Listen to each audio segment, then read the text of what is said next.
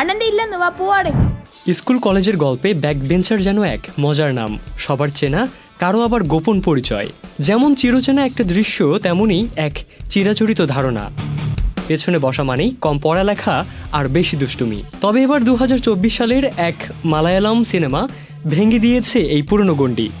স্থানার্থী শ্রীকুট্টন শিশুদের জন্য বানানো হলেও সাড়া ফেলেছে সর্বমহলে। বান্ডেল থাকলে প্রতি সেনমানিতে টাকা বাঁচবে। বিকাশ সেনমানি বান্ডেল কিনে জিতুন প্রতি লেনদেনে। পরিচালক ভিনেশ বিশ্বনাথের নির্মিত ছবির ক্লাইম্যাক্সে এক অভিনব ক্লাসরুম দেখানো হয়, যেখানে সবাই গোল হয়ে বসে, সবাই এক বেঞ্চার। কেরালার ত্রিশূর, কোল্লাম, কন্নুর সহ বেশ কয়েকটি স্কুল ইতোমধ্যে গ্রহণ করেছে এই নতুন ব্যবস্থা। পাঞ্জাবের এক স্কুলও যোগ দিয়েছে এই তালিকায়। ত্রিশূরের এক শিক্ষক গণমাধ্যমে জানান, 20 জন ছাত্র, সবাই একসঙ্গে এক দৃষ্টিতে, আর এটাই শিক্ষা। তবে এসএনআরটি শ্রীকুট্টন যেন বলছে, সময় এসেছে বদলানোর। শিক্ষা মানেই শুধু রোল নম্বর নয়, বরং সমতা, সম্মান আর সক্রিয় অংশগ্রহণ।